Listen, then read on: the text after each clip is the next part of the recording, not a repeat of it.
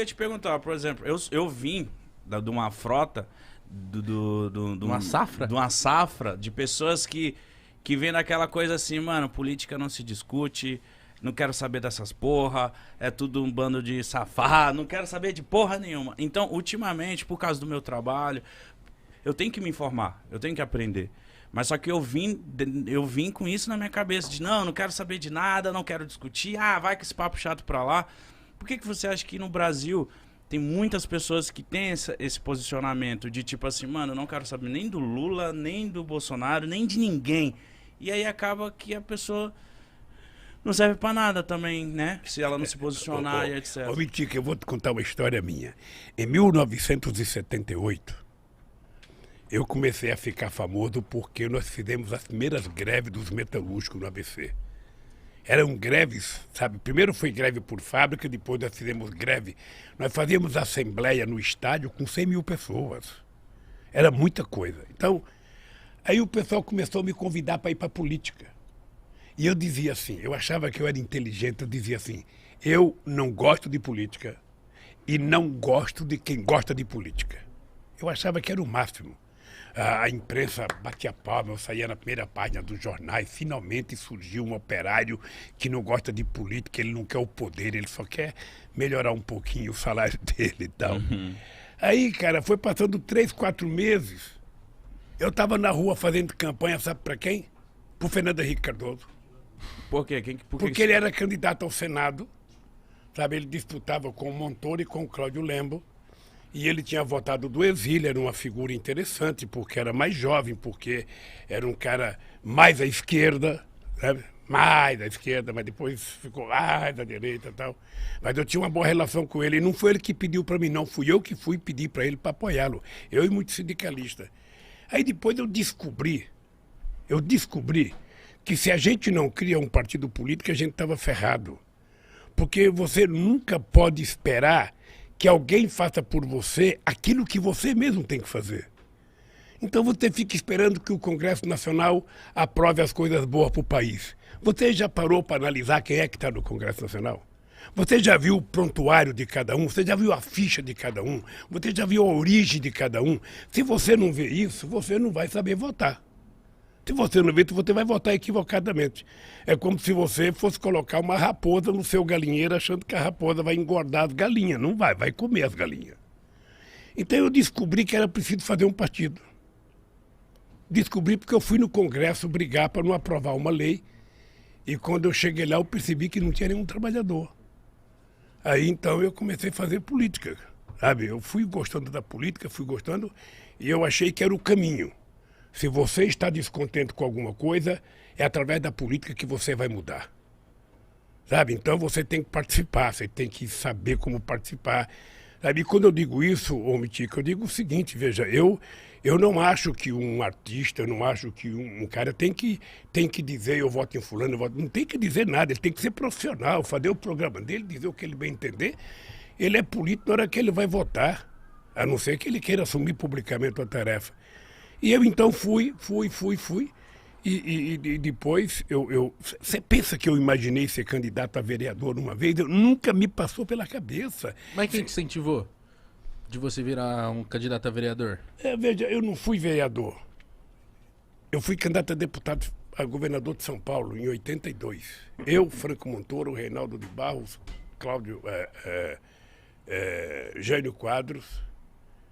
Era assim, eu fui candidato, eu pensei que eu ia ganhar as eleições. Cara, eu estava famoso por causa das greves. Eu estava famoso. Eu ia pro interior de São Paulo, era gente na rua aqui. As pessoas não imaginavam como é que eu juntava tanta gente na rua. Eu dava autógrafo.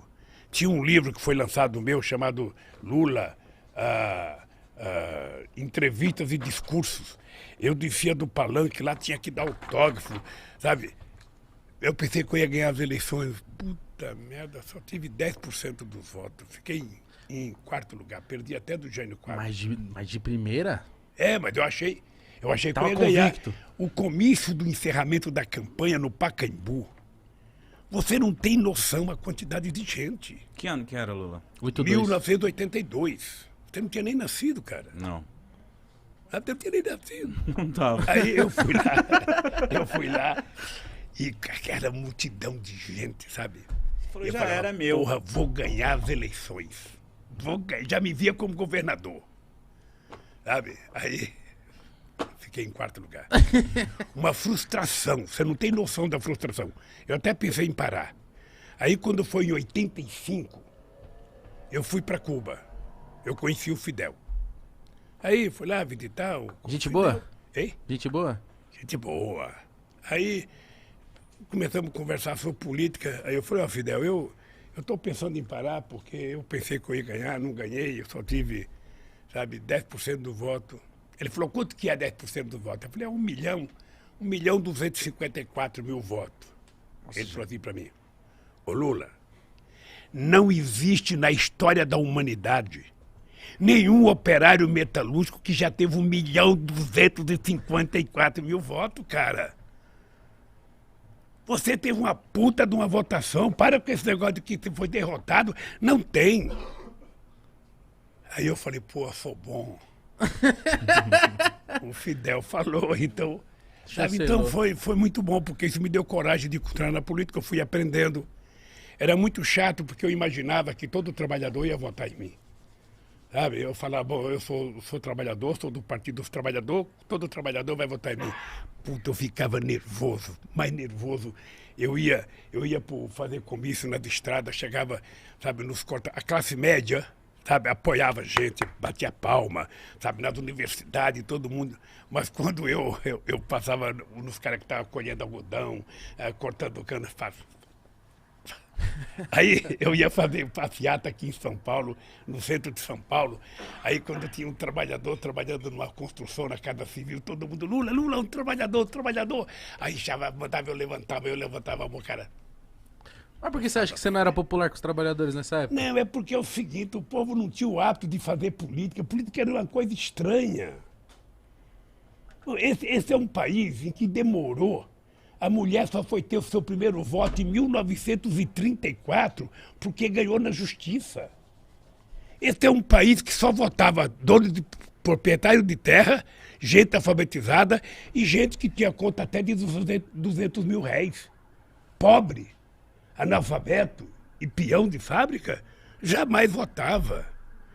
Aí o pessoal também falava, pô, esse Lula é um analfabeto igual eu, porra, por que eu vou votar nele? Ele não tem condições.